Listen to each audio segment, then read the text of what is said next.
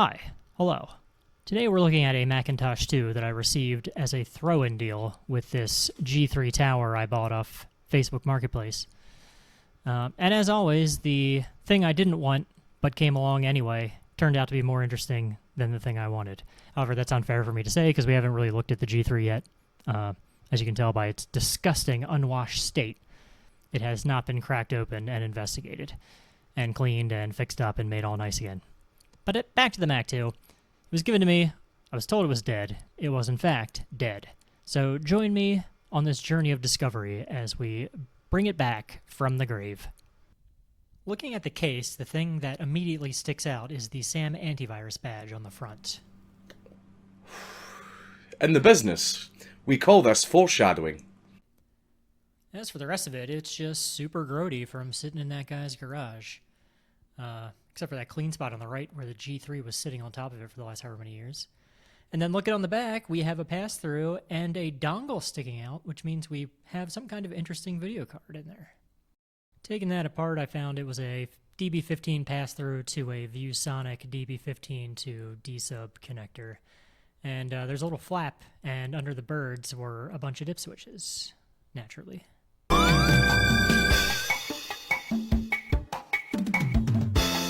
Getting inside this thing's not too hard, just one screw in the back and then two little levers that you push in and then the whole top lifts off. Alright, allegedly this thing is dead, so I plugged it in. We'll hit the power button. Yep, that's nothing. Having done some preliminary research, I realized that it's most likely that this thing is dead because the built-in lithium batteries are dead, and it won't boot if the batteries are dead. So I started taking the thing apart so that I could clip out the old batteries and also just get a general better look at the condition of the motherboard. This thing's not super complicated to take apart. Just disconnect all the cables, unscrew the mounting chassis for the hard drive and the floppy disk, and then that's really it. I love this massive hard drive. It is so big. This is the first one of these I've ever come across, so it's very funny to look at. Here we also have a very grody power supply from Aztec and a pretty grody floppy drive. The video card turned out to be an eMachines Futura LX. Not the eMachines who made those crappy desktops from the early 2000s, but a different company that made accessories for the Macintosh. This particular video card supports 68K max up to System 7.5 and carries 3 megabytes of onboard VRAM. It also supports up to 4 different screen resolutions, which is selectable via a rotary dial on the card itself, which is pretty interesting. But with all my futzing around with that, I could not get any other screen resolution except for 640 by 480 to work. So, oh well.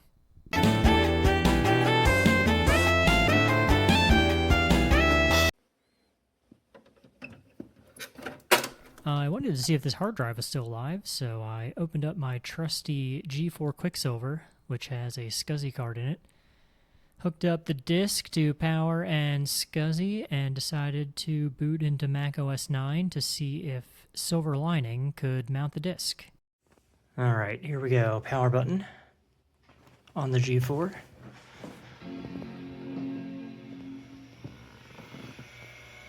It's making noises. Sounds like it's spinning.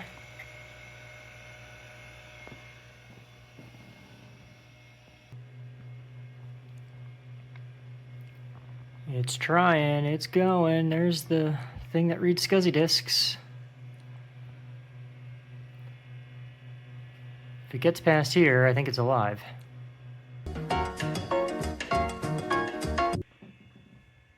Maybe it's dead.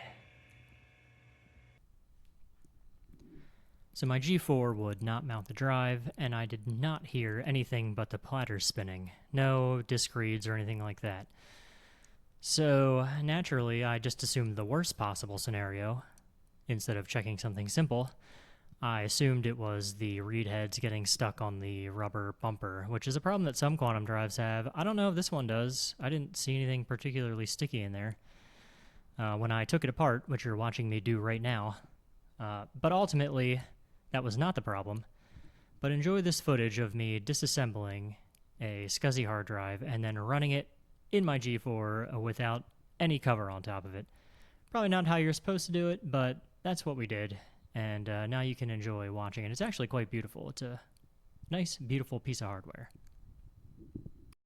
All right, probably not the recommended way to run this, but let's take a look. Oh, we have a spinning platter. The head can move.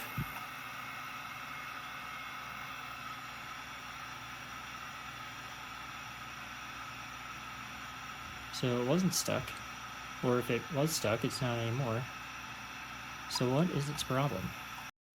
Well, because everything in the disc mechanically seems to work, maybe I'll just fuss with these jumpers. Maybe it's like a SCSI ID order problem. So I'm going to stick a jumper on like A2 or something and see if it changes the SCSI ID. Alright, put a random jumper on A2. I don't know what that means, but let's see if it changes the SCSI ID. It makes it work this time. Still spinning up. Still moving the head. We'll see what happens with the extension. If I can get past the Silver Lining Pro SCSI extension, it may have made a difference. But we'll find out shortly.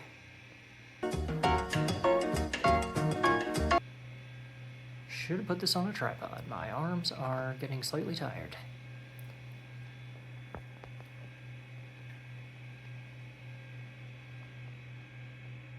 Alright, here it comes. Silver Lining.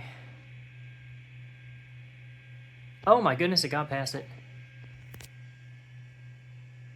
Maybe the disc is in fact alive. Let's see. Alright, here we are. Let's open Silver Lining Pro and see what shows up. It sees the disc. It does not see any mountable things on this disc. It does show up properly as a Quantum Q250 SCSI drive. 40 megabytes. Can we format it? Oh, let's test it first, I guess. Maybe update the driver, see if that helps first. This should not result in loss of data. I don't see any data, so whatever.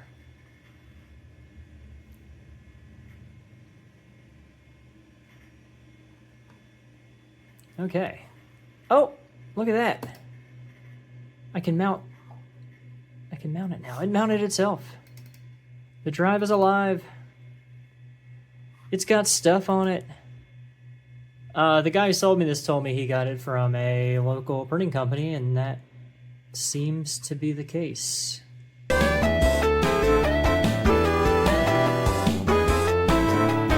I did remember when disassembling the unit originally to clip out the original Varta lithium batteries. Luckily they hadn't barfed out their toxic innards all over the logic board. So with those removed and the Mac 2 reassembled, I wanted to test to see if that was the cause of them being dead. So I temporarily hooked up 2 fresh batteries to see if it would boot. Here's my extremely professional temporary battery setup. I have alligator clips on the leads that I left on there after clipping out the old batteries. Going out the back and clipped and or electrical taped to the batteries.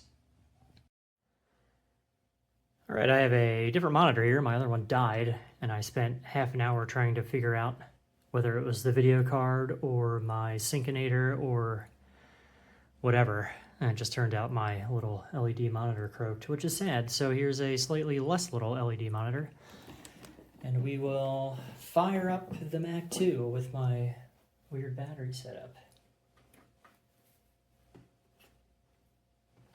Oh, there we go. Make a little better connection there.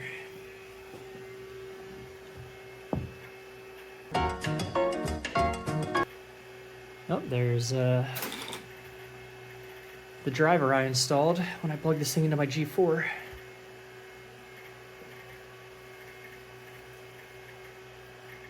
Oh, I think I saw After Dark on there.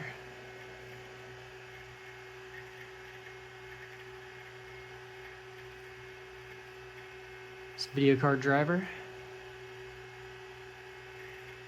Don't know if you can see it, but there's a weird thing blinking up on the top right. Not sure what that is. Right there. No clue what that is. Oh, we're launching Quark by default.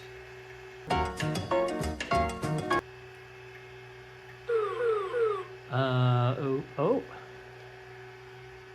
SAM intercept virus alert. Warning, SAM has detected a strain of NVIR-A. The file containing the infection is Quark Express. This thing has a virus on it. What the heck? It's got NVIR-A. And the Norton antivirus detected it. So stop. Let's not load that. That's kind of cool. Sort of, in a way. Alright. Meanwhile, we're on 6.0.5 and we have 5 megabytes of memory. Okay. To look at that virus, that's pretty cool. What else do we have on here? Take a look at the control panel.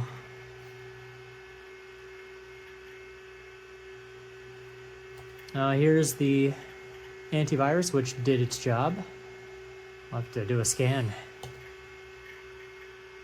We've got After Dark, and it looks like we are set to fish. Let's see what that looks like.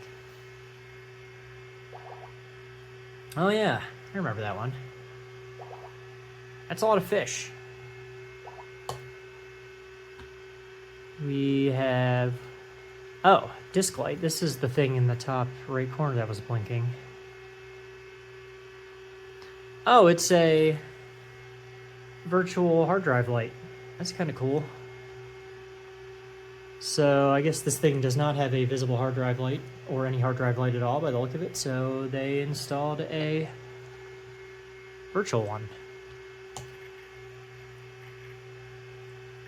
Control panel for the video card.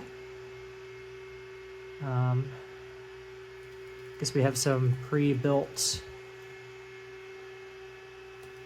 Oh, we can do 1024 by 768. We should try that. Can we switch the color? This does color, right? Yeah, there we go. 256 colors.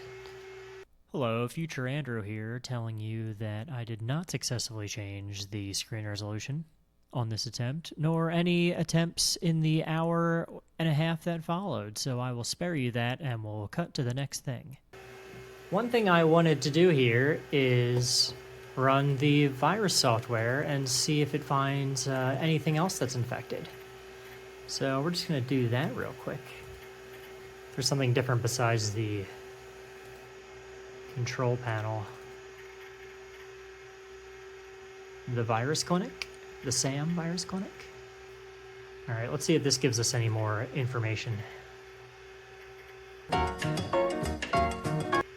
Oh, MaxScan contains a strain of NVIR-A. Non-contagious, whatever that means in this particular context. On that last modified date, I guess, was the day that I backed up the hard drive.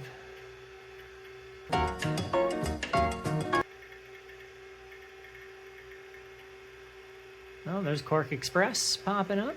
Will there be any other candidates? Any other volunteers? Any other infected files? Takes a lot of brain power to scan this massive 40 megabyte hard drive. So, you know, we have to be patient.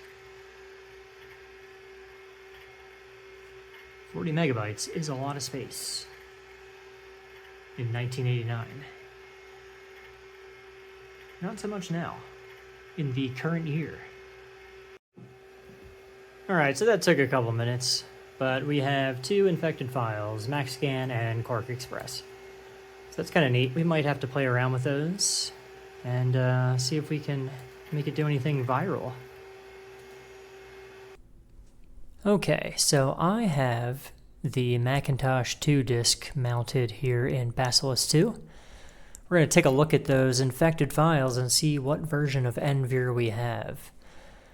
I have a document from David J. Furbrash here from Lehigh University, which, oddly enough, is not too far from where I live. And he has a file written on the 11th of May, 1989 that describes Macintosh viruses, including the different variants of NVIR. So that's what we're going to be using here.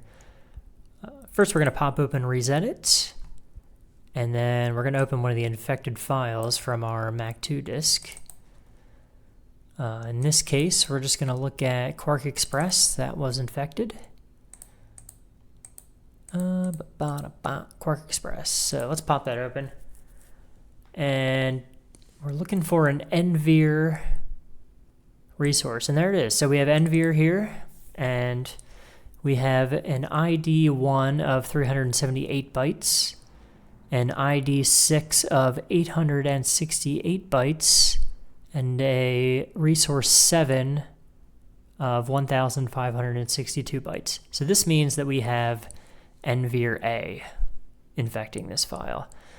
So let's open the system file here, because this would infect the system file if it was able to successfully run from an infected application. So system folder, and then we'll scroll down past the millions of fonts that are installed on here, which I'm going to have to go through and see if they are all saved somewhere here in the future. If not, I'm going to have to back them up to somewhere for posterity's sake. Okay, system file. And this should have an NVIR resource and a init32 if it was infected. And I don't see an NVIR resource. And let's look at init here, and there's no init32 either. So it seems like SAM antivirus did its job with preventing the system file from getting infected.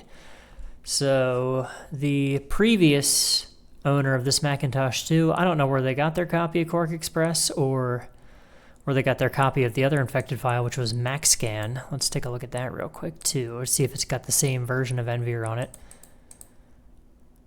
MaxScan, that would be, how does the alphabet work again? There we go.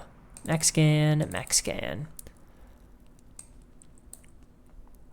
So there's our NVIR resource. We'll pop that open, and it's looking exactly the same as the NVIR resource from Quark Express, so it also has NVIR-A. So I don't know where these guys got their copies of MaxScan and Quark Express. I don't know if they got it from one of the many Wares sites from back in the day. But they are both infected with NVIR-A, and their antivirus prevented it from getting installed on the system into their system file. So, according to David here, NVIR-A, when it would infect the system file after running the infected application, would start a counter that after 1,000 reboots, it would either beep, or if Macintosh was installed, would say, "Don't panic." 1 out of every 16 reboots after the initial 1,000 reboot counter got down to 0. Or if an infected file was run, it would either beep or say, "Don't panic," in 1 of 8 application runs.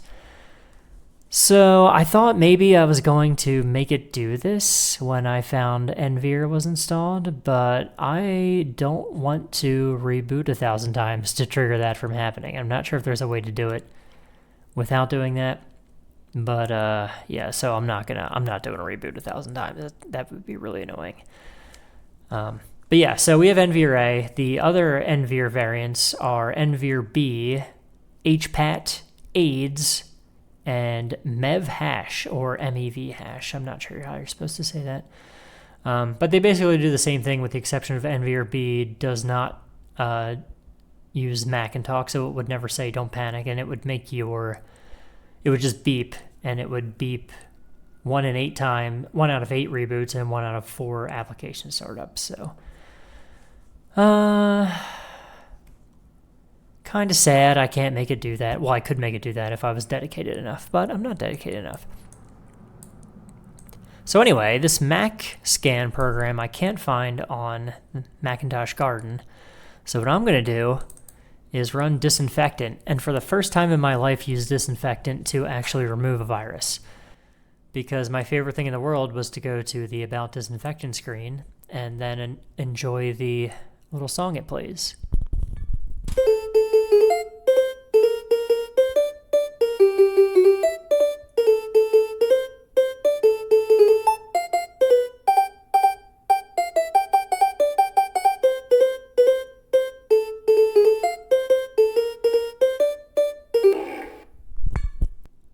Sorry, I couldn't help myself. We were huge Monty Python Quest for the Holy Grail fans in our house, and we watched that VHS tape like a million times, and other Monty Python stuff, so naturally, I would just open Disinfectant as a kid and just let that run because I thought it was hilarious.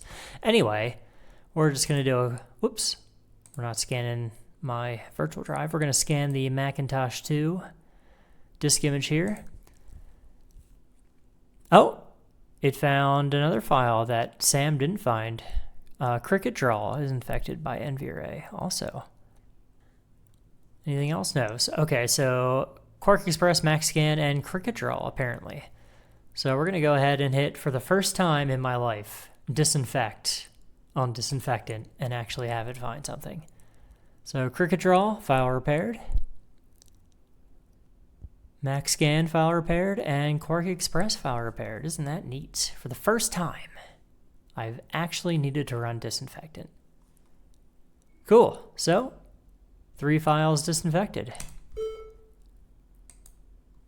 We don't need to save that.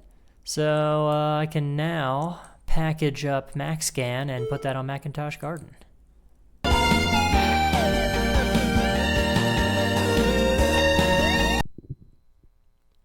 Next thing on the docket was to clean off the Mac 2's case, which was disgusting, as you've seen. So I removed the hard drive and floppy drive carrier, and then the power supply, and ultimately the logic board by unscrewing 2 screws, and then popping a bunch of plastic tabs, which miraculously, none of them broke. After that, I pulled the logic board out and removed a little anti-static sheet underneath and took everything to the sink for a bath. But not before removing the speaker and the little SAM badge on the front so that I could reapply it later.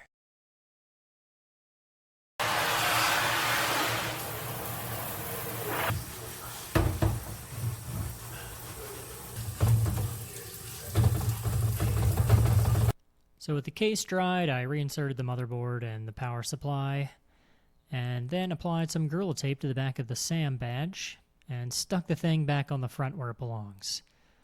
The Mac 2 is now looking pretty fresh, at least comparatively to how it looked before.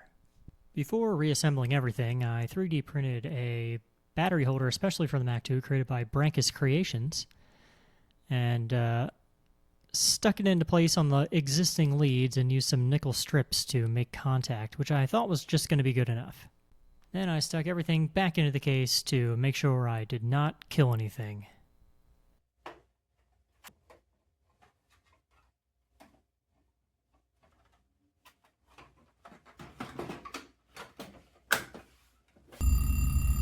Well, it's time for me to die. Ah.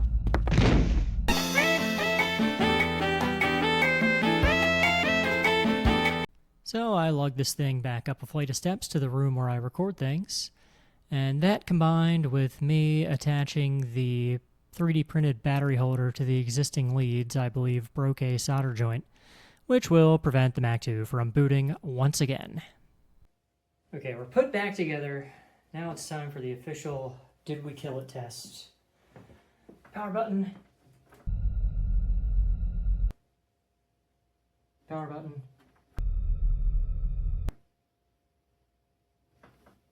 Well, probably have a bad battery connection because they were loose. Huh. This isn't so bad. So taking everything back apart again and looking at the logic board, I definitely had a broken solder joint there on the original battery pins, which I had also mangled up pretty good, getting to fit the battery holder that I 3D printed. So I desoldered the old pins and soldered in some new ones using a rather janky method of putting a blob of solder on a brass header pin, dropping it in so it would stay in, and then getting it to suck through the little hole with some heat and some soldering iron action. So after testing to make sure the 3D printed battery holder would fit over the new pins, which it did, I decided to try to make the batteries a little tighter in there so they'd make better contact with my little nickel strips. So I sacrificed an existing battery holder in an attempt to cut out the spring. That did not work out too well, as you're about to see.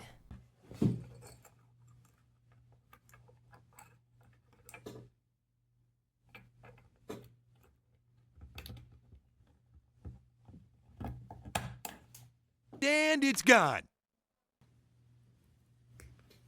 So I never saw that spring again, so I dug out some old wire I had laying around and kind of made my own springs that would be a little less extreme than the one from the actual battery holder. So my new quote-unquote springs combined with the strips of nickel turned out to be pretty decent, holds the batteries in well enough. This is horrendous, but I don't care because it works consistently now. Okay, here we go. This thing has been reconstituted and brought up a flight of stairs. So hopefully my horrible electrical tape job on the batteries has kept everything in place. Here we go. There we go. Now we might need to make some adjustments to my little adapter. Might need to change the dip switches. So I tried to get this thing to display properly on my little 15-inch Samsung Syncmaster. First by setting the appropriate dip switches on my Syncinator, and then by setting the rotary dial on the eMachine's video card itself, but I just failed every time, so I kind of gave up on that, and we just switched back to my little Dell LCD monitor at 640 by 480.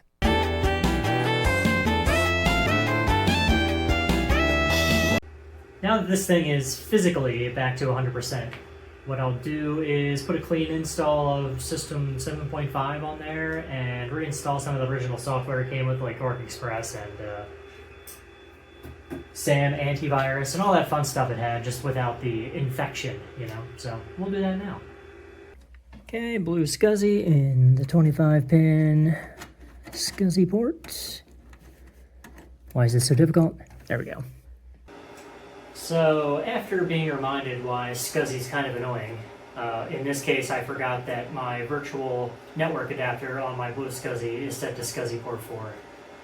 And the internal physical hard drive in the Mac 2 is set to SCSI port 4. I was able to finally log in from a disk image on the blue SCSI, mount the blue SCSI tools disk, and have my physical SCSI hard drive mounted. I could not do one or the other because of the SCSI ID conflict, but now here we are, we're good. I'm booted into Ultimate 7.1, which is a slimmed down version of 7.1 created by Eric Hegelson, and I'll put a link to that in the description below. And what we can do now is install a clean install. I was going to do 7.5, but I forgot this thing kind of has a pathetic amount of RAM in it. So we might just use the 7.1 install, the Ultimate 7.1 install, and try that. I think I can just format the disk and drag and drop the system folder in, and that'll just work. But let's find out, because that's what I'm going to do. Okay, now I just need to open up Disk Utility and wipe out the original hard drive and repartition it.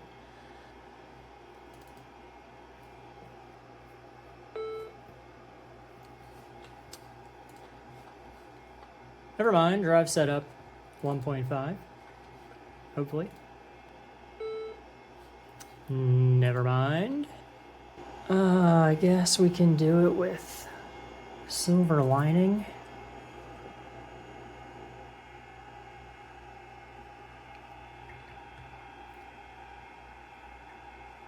Okay. Select drive, SCSI disk 40, that would be the physical hard drive.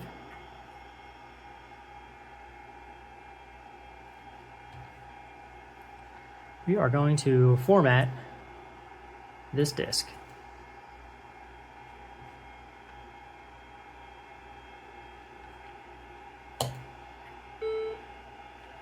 You're about to destroy all data mounted on these volumes. Are you sure you want to continue? I have made a disk image of this disk so that I can preserve any lost software, and now I'm going to hit format.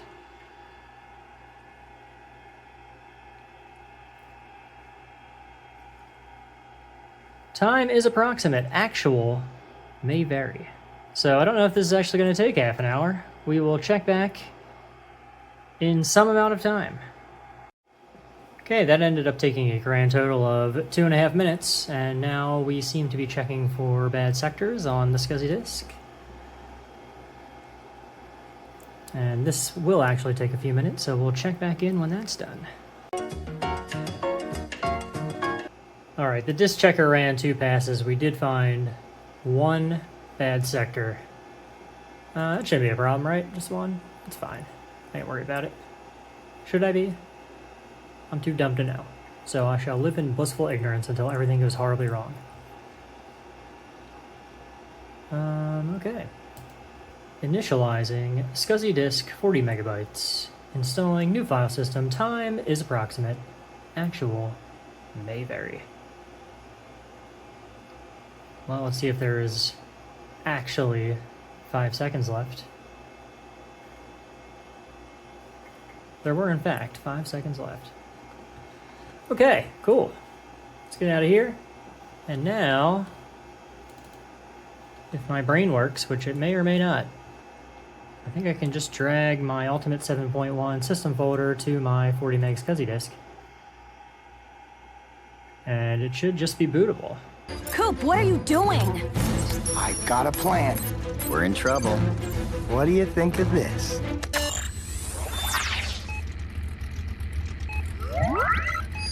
This is your plan?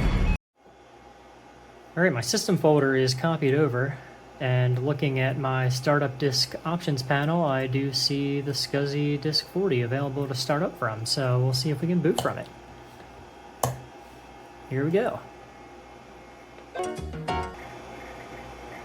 Well, it's booting from something. I hear SCSI noises, which makes me think it's booting from the SCSI disk. Sure is making SCSI noises, which is good. Okay, looks like we're booted from the internal SCSI. Nice.